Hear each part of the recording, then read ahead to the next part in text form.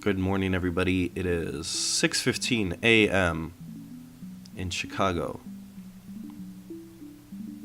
This is Graveyard Shift, Graveyard Chatter. I'm not sure what I'm calling this right now. Whatever. I woke up at 5 a.m. against my better judgment to record these. Because, I don't know.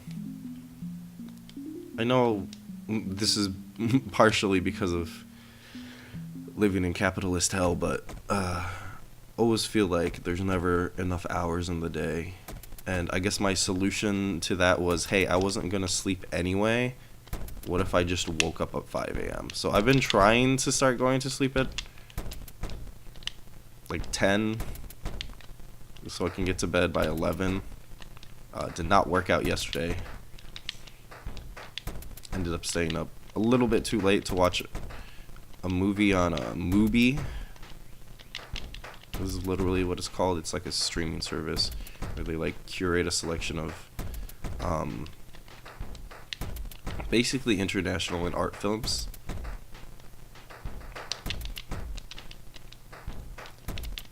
But their whole gimmick is, I think it's every 7 days or so another movie falls off the service, so they just have a limited selection of films that they rotate to. It's really cool.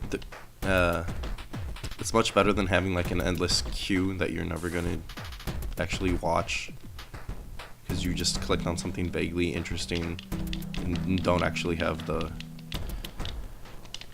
serious interest to follow through on. But also, I've basically just, what the service has turned into for me is me being upset that I missed a movie because I keep forgetting, and then going to download it later. But the problem with a lot of these is that they're really weird. A lot of them just get released at some film festival or something like that, so their limited releases kind of like is partially really cool, but also like it's hard to get time to watch them. And then it's going to be even harder to recommend to people because some of these things have not even got releases where I am, or are impossible to find. Yes, and in those specific places I have looked for them, and trust me, they're really hard to find. And there's nobody sharing them. I mean, there's probably some other places, more exclusive places I don't know about that have them, but yeah, I've watched Campaign, specifically Campaign 2, which is a sequel to a movie called Campaign, which I missed.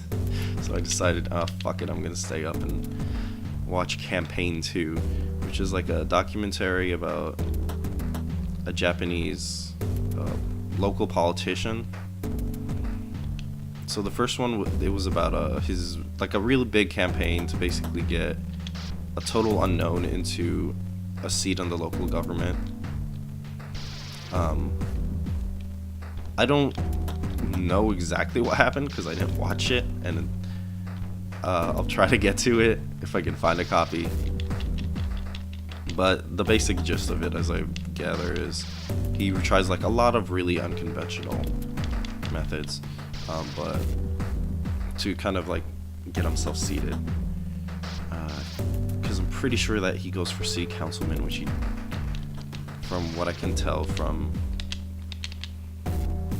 Campaign 2, he does achieve, even if he doesn't have like a long term. The second one is just basically him creating an impromptu campaign, so the documentary filmmaker comes back for it. He doesn't, it's not a very big campaign, it's basically just posters and postcards. He doesn't do a rally or like a lot of big speeches or spend a lot of money on it like other candidates do. And basically his whole platform is I'm mad about politics, which, you know, alright. But basically the context of this is, this takes place in oh Christ, seriously, 2 health. This is an election, like, basically right at local city government election for basically right after the Fukushima disaster. And there's a lot of shots of people wearing gas masks to protect themselves from the radiation. Not gas mask, like the medical mask that you see people wear if they're sick in Japan a lot. To protect themselves from, like, radiation. Shots with, like, kids and stuff wearing them. Parents, just random passerbys on the street. A lot of worries about the contamination of food and water. You'll see things, some certain shots between there, talking about, oh hey, come eat here. We use water from a different region, so you're not at risk of contamination. Things like that. And his whole platform is he was previously part of a party that, like, really pushed nuclear power, its safety, and feels like he kind of just naively accepted it and wants to run to kind of put a big emphasis on changing the way elections are held and doing something about the nuclear power problem, which is understandable. It's weird because I feel like the movies comes off like, I haven't seen the first one, so I'm kind of going in without some major context, but the film is both at times sympathetic and also the way it's edited and shot sometimes comes off like a black comedy about bureaucracy. Like, there's this the one shot I can, like, really kind of feel like exemplifies this is there's this shot where two of his different opponents are campaigning next to a bus stop, and basically they're just standing there on either side of the road waiting for passersby to say, like, hey, have a good day, have a good trip, and that's like you're just yelling that at people nearby. That's all they're doing. And there's a shot where it looks at one side of the road and shows one politician doing that campaigning, just saying their name over and over again and saying, hey, have a good trip, have a safe trip, have a safe trip. And then it, like, does a pan to the other side, and there's another politician doing the exact same thing. It's like this fucking nightmare bureaucratic scenario that, like, if you wrote that scene, it would very intentionally be a comedy, but it just comes off as this, like, weird, like, I don't know, like a joke about the nightmare of Japanese politics. And then at some point, one of the politicians he's filming, like, speaks up and he's like, can I just say something to the camera? And then he's like, yeah, you sure, go ahead. And he goes, I don't actually like doing this. This is basically my only option. Like, the only option I can do is say good morning to everybody and yell my name, because of the way election policies work, where I'm not allowed to say any of my own policies and advertise with those.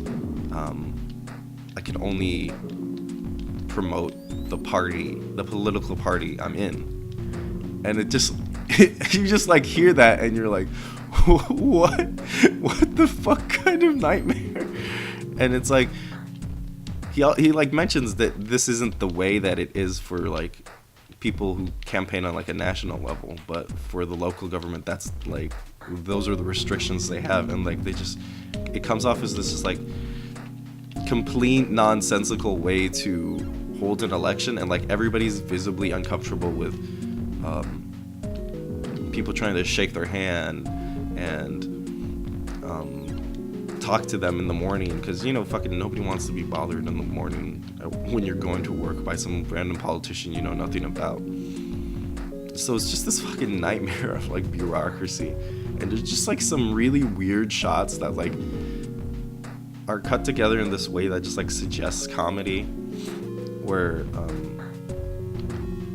I forgot. I think it's Yamauchi who they're following, the politician, and he's just in kind of like a really like just a modest car. Like he's not using campaign funds or anything. It's just, from what I can gather, just his car, and he's just like this really like kind of old car, getting gas at a gas station and then watching those little screens on the gas station, the gas dispenser that you see at some places, just talk all about like the amazing bubbles that get into every inch of your car when you go into the car wash, and then there's just like a cut to them in the car wash after like an extended hold on that, and just like it comes off as this like weird comedy moment for some reason. Like there's just such a weird surreal tone about the whole thing.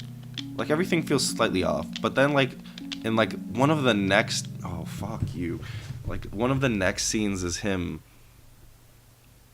like looking out his car window parked, talking about how he's sick, and when he feels sick, he wonders if it's because of all the extra radiation that's in the air now. And then he just goes on about this dream where this like vivid dream he has where he dreams that Fukushima like exploded again, and that he's like yelling at his wife, being like, "Oh, forget work, let's go, we have to escape." And they're trying to escape from just this chaotic scene where the reactors exploded, and like the horror has come and revisited them, and it's just this incredibly dark, just like this tense and very dark moment. Like nothing dramatic is happening on screen, it's just a man telling you about his dream, but it's like in the context of everything that's happening, you like you suddenly feel the weight of it, and it just feels like this kind of weird shift between the two moods. Like I do feel like there's some definite intentional comedy, because there's definitely just like scenes of people just kind of tripping over and then like making a fool of themselves. I chose this by the way, in case you're watching this gameplay and like wondering what the fuck is going on, there's an item in here that I need to get now. So my boss order might not be ideal, but this is how I play Mega Man 1. But yeah, like there's that, the climactic there's the climactic scenes where like it basically near the end it's them just trying to get as many postcards as they can before the post office closes. Like the second to last scene is them just trying to do that while their kid just kind of runs around and keeps bugging his mom to buy him some cowpiece from a vending machine that doesn't have any, and they're just trying to kind of like deal with this domestic situation at the post office like way later than they should be there, just trying to get in the last minute postcards to get get some extra votes and get their campaign finished. And then like the next scene is Yamauchi in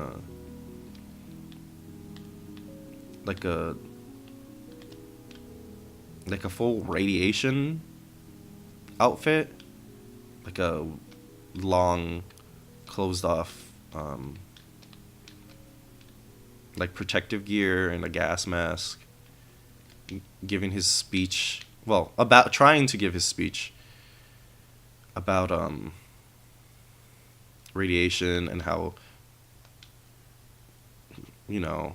he's running, but he doesn't really care if they vote for them. He just wants everybody to turn out for the vote and vote for somebody. Otherwise, politics are going to be decided by people who don't care about your interests, and it won't actually be a representative democracy. So, like, please vote. And it's just this, like, plea against apathy, I guess, political apathy, and like desperate times and like the need for change.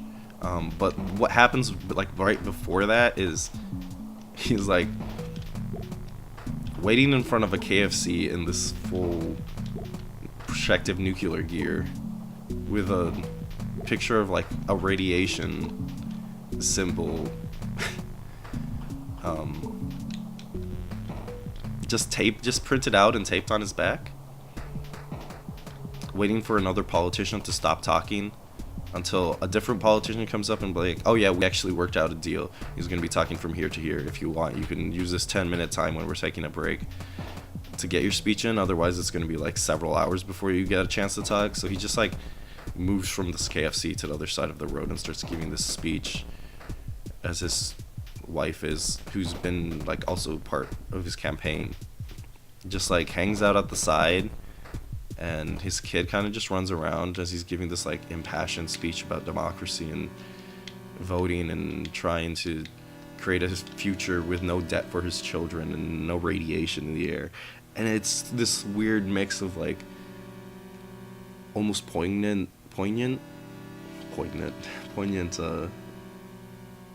like political rallying and just mundane dark comedy and like nightmare bureaucracy happening. And it's a really long film. It's 2.5 hours. Also, I don't know where the fuck you're gonna find it now. That's off the service. I'm glad I watched it.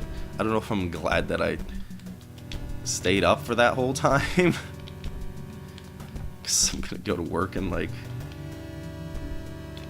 2 hours, less than 2 hours, and probably not the best use of my time. But also I could have just not got up at 5 a.m. to record a video.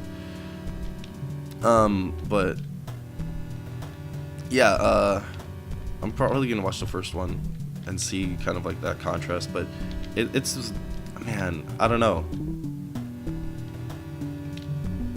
And in case you're wondering, I guess I won't just spoil the ending, but like, you can kind of guess where it goes, and kind of where his political idealism ends up.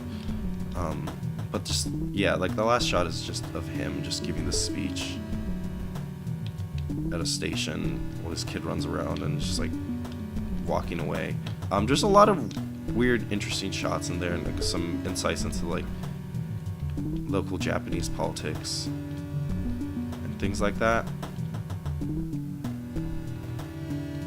I hate this shit. Fuck off. What is this? Okay. I don't think it's like a like incredible film or anything by any chance, so don't go pay $50 to get a copy of this or something to go out of your way. But it definitely I don't know. Yeah, like I said, it's one of those things that would like, if you wrote it, it would come off as a comedy, but the like documentary nature of it instead like makes it like this weird, surreal experience. Like one of the things that Yamauchi mentions is that like he's tired of people not talking about the issues. Like everybody talks about disaster relief for the tsunami victims and talks about, you know, campaigning for change and stuff, but nobody like everybody finds it taboo to talk about like the actual nuclear disaster that happened and like the dangers of the nuclear energy that they're using every day, which is like kind of terrifying. Like there's just like not only the political candidates but the TV and the media are like trying to, you know, understandably trying to avoid hysteria, but at the same time just like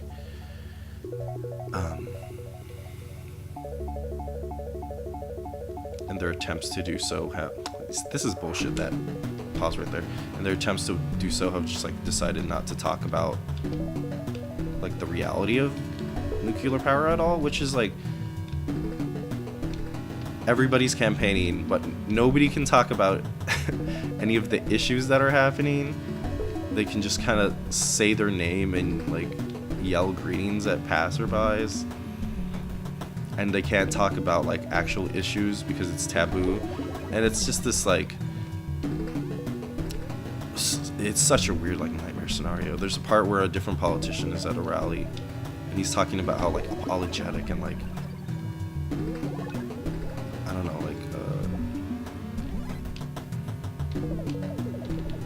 like afraid to talk everybody is. Like he talks about like a cherry blossom viewing party where people are like drinking sake, but they're not like drinking sake and like having a good time. They're like drinking it apologetically, like, oh, I'm so sorry, we were like enjoying ourselves. And it's like this like this like weird, like I don't know what you would call it. It's so weird. I'm gonna save. I'm gonna click save here because I fucking hate doing this again. And if I have to restart the whole level, I'm not gonna be happy. Yeah, it's this like weird nightmare of like everybody's trying to like assure everybody else that it's fine after this like nightmare scenario has happened. And it's like legitimately scary in a lot of ways. Like all the things that are preventing people from like getting aid and stuff. And like all the weird politics and manners and things that are just like preventing things from occurring.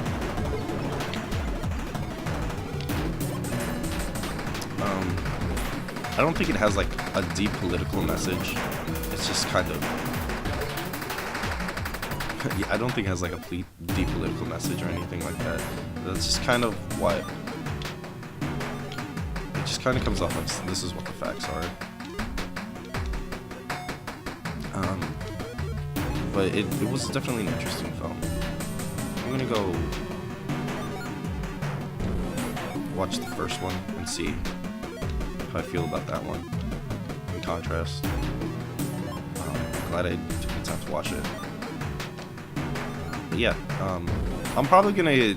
It's probably weird to be playing Mega Man and talking about a documentary about Japanese politics, but I feel like I'm just gonna try to use this space to just talk about things that I feel like I want to talk about, but don't really have the time or energy to elsewhere. Like, fuck it, I'll wake up 5 a.m. 3 hours before I need to be at work and record one of these. It's much easier to talk about stuff like that that's fresh. Yeah. What time am I at? 20 minutes? Okay, that's fine. I'm gonna try not to make these longer than an hour. I should probably do save state here. So I've actually been playing these. What did I just do? Iceman? I can go to Fireman. I've actually, just to switch gears and talk about what the hell I'm playing. This is Mega Man: The Wily Wars. Oh man, this stage looks fucking good. Okay, so this weapon is like just the fucking best weapon in the game. Also, you can destroy the frame rate. This is like the metal blade of Mega Man 1. It just like goes in every direction, has like the biggest hitbox ever, and kills everything in like one shot. This is Mega Man: The Wily Wars. I think the most succinct way to put it is, and the one that like everybody uses is this is like the Mega Man All-Stars, Super Mario All-Stars version of Mega Man 1 through 3, which I think is succinct because not only like do you get that kind of obvious graphical upgrade that goes from like going from the NES to Genesis, but you also get like all the weird problems of like the game feels like a little bit off and has like some other issues with it. Specifically, there's a little startup lag before Mega Man moves, which overall, like, since this version of the game is, I think, a little bit slower, like, it doesn't actually matter that much. It just kind of contributes to like a weird feel in where you, when you're trying to like make micro adjustments and stuff like that, it feels off. I'm playing actually a hacked version that kind of restores functionality, save functionality. The original version of this game was basically like, I guess, like a downloadable game for like a flash cart on like a limited Sega online service for the Genesis. You know, kind of something like the Satellaview.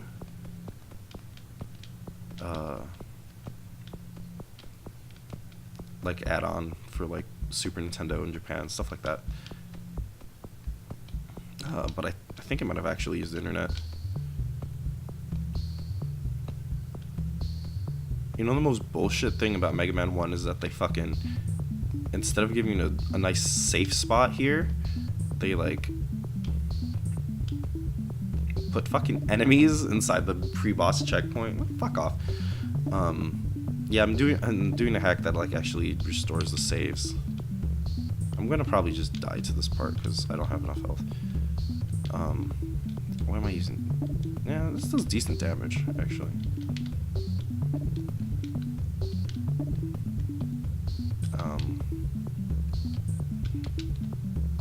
Oh, whoops. Yeah, it makes the controls. There's like weird hack problems where previously people tried to try stuff with this and kind of like fucked things up with the timing and bugged it out a little, but they basically try to restore the speed of the game. Obviously I shouldn't have a slide, so it adds a slide there, lets you put more bullets on screen, and fixes the save game issues as well as like letting your controls respond a little bit faster.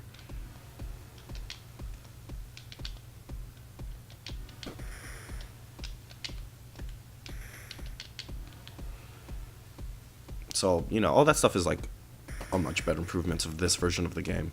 But yeah, like Super Mario All-Stars, are kind of like, the physics are kind of off and stuff like that. So it's not anywhere close to a one-to-one on the NES games. But I really like the color palette and art style of this a lot. You know, having this hack that makes it a little bit easier is a bonus. I've been playing this on the Mega SG, which is like, it's put out by this company called Analog, and basically what they do is like, they've got an engineer who like builds hardware solutions that basically, instead of doing software emulation where they're trying to emulate what the software of the Genesis, how the Genesis, like how software responds to the Genesis and stuff, they just try to emulate on a hardware level like the electrical functions of a Genesis, which requires like a lot of knowledge of the systems and reverse engineering and stuff like that to work properly, but it gets like pretty close results. A lot of people tell you near flawless results. I can't tell you. I have an actual Genesis unit, but I don't have any way to like directly compare them, so I think this is kind of like besides the point. It's like nice to have something that like is basically hardware to play Genesis games on, especially specific. Fuck off! What's this guy's problem? Like how do I kill this man? Especially like ROM hacks and stuff. Oh, this guy's just gonna chase me the whole time, huh? Or ROM hacks, and more specifically like harder to find stuff like this, because like you can't get a cartridge of this. I think maybe it released in Japan, so you could maybe like buy one of those. But it's hard to find. It's hard to find stuff like this if you want like actual physical material versions of it. Like everybody can get this on an emulator, right? Sort of. if you can find a ROM still, you can get this on an emulator and play it. But it's cool because like they don't really, as far as I know, there's never been an official re-release for this. There might have been. Oh, there's no way to get that now. I mean, I guess I could. There might have been like a virtual console version or something like that. I'm not really sure offhand. This isn't gonna go well. The old Mega Man trick, dying to get more health. I'm not gonna waste that. I'm gonna die right now. There's not really been a re-release of it, and like this is something that like just should have been in like the Mega Man Legacy Collection 2 or something, you know? With like all the weird shit. Like, I don't know, fucking put Mega Man Soccer on this thing. Why not? Like, I don't know. I feel like Capcom was really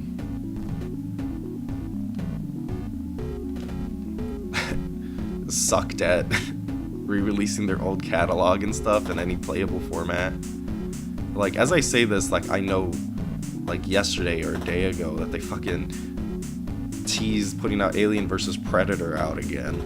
But it's on that garbage-looking, like, two-player arcade, like, hardware arcade board that is just an emulator and, like, a Capcom logo-shaped two-player joystick. Like, piss off. Like, really? Those are the options we have? Literal piracy, which is, like, increasingly policed and illegal. Well, not like, whatever. It's legal is the same status, just increasingly policed because of how many tools people have to, like, crack down on copyright stuff. Or we have fucking buy a $200 Capcom logo to play Alien. $300, I think, actually. Like, wow, man, the fucking arrogance. Like, I get where you get there, but like, look, I was just talking about how nice it was to have a hardware version of a fucking Sega Genesis, which fucking cost me like just over $200, and even I'm like over here looking at that shit like, you can't actually expect anybody to buy that, right?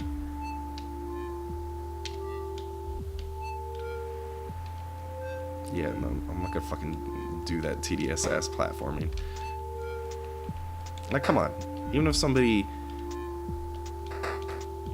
who, like, spends their freelance income buying, like, meaningless fucking gadgets for things that, like, are, you know, like, I'm playing this on an emulator right now. It's fine. Like, I don't think, fuck you. Like, I'm not gonna go tell you to go buy a $200 Genesis to play this version of the game, even if I enjoy it. Like, it's just, it doesn't make sense for, like, almost anybody.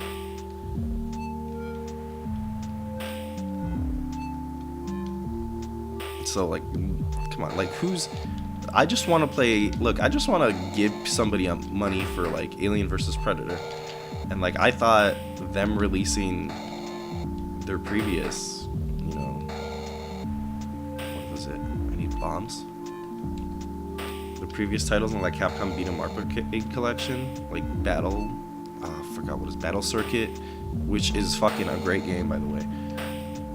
You know, I thought that would mean that, hey, maybe we'll fucking try Alien vs. Predator, but I guess somebody in their business department decided the NES Classic was a big deal, so now we're gonna fucking sell this. Yeah, this, like, games like this should be re-released. Like, I don't know. I don't think that, like, this is the way everybody should play Mega Man 1 or whatever. Even if I personally like it or whatever, but, like, come on, like, just for history's sake, things like this should be in a collection that you can get somewhere. Let's see. Save SRAM.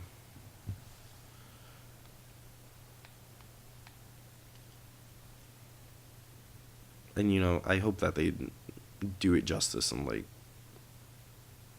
when they do these collections, they don't just do lazy, just like hack job ports of them. Like it's kind of telling that like the last few Mega Man Legacy Collection things have felt kind of like less fully featured than the ones they put out on the GameCube, which are not great versions. Like the original Mega Man Anniversary Collection didn't even have menus you scrolled through. Instead, oh man, I hate these guys. They just get to take off like a third of your health. Instead, it had like a Mega Man character that you controlled.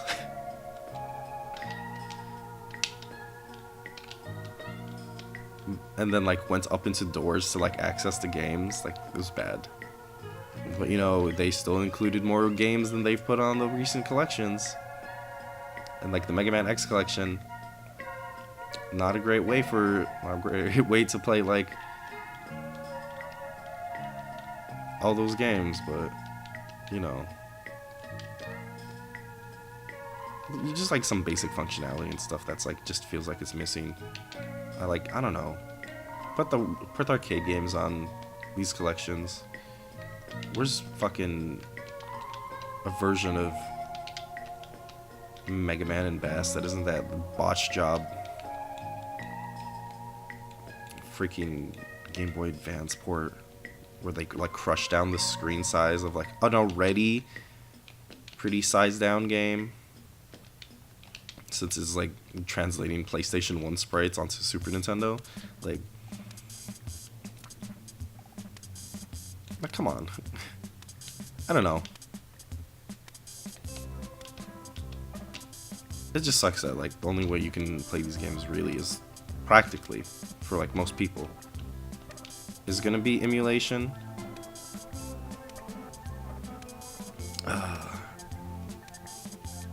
But you know, they're not even putting the effort into the emulation.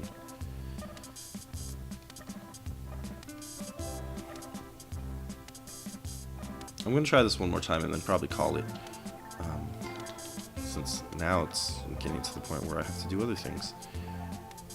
It's almost 7 now.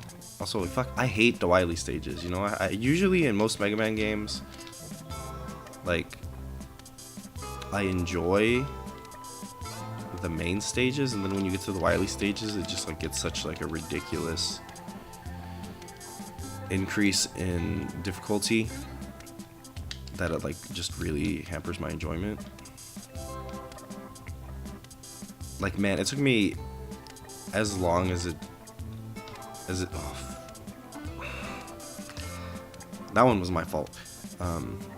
It took me as long to complete the Wily stages of Mega Man 11 than it did to take like all the bosses. I feel like same thing with like, I think it took me longer for Mega Man 10, which like I have issues with that game, but I enjoyed at least the, oh thank God they're gone. At least parts of it. Oh Christ. As far as like them having a little bit more out there boss designs and stuff like that.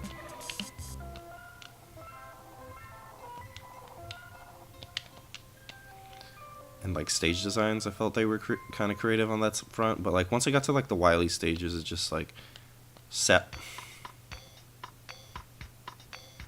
Nah, timing's so weird in these games. It feels off. But even with like the mod, but yeah, like the Wily stages like so frequently just sap me of my goodwill towards some of these games. Like especially Mega Man 10, man. I was so fucking done with that game by the time I got to the end. Like I would, like if that game had if I was playing that game on an emulator, I would have save stated like every 5 feet because I just wanted to get through it. Come on. Thank you. Now I'm back down to like 0 lives again. Cool.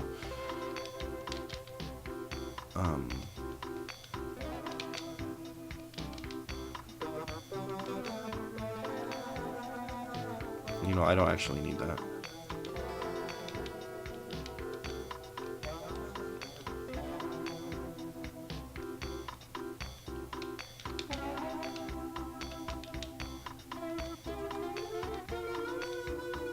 Yeah, fucking whatever. Mega Man 10 is rough. 1,000.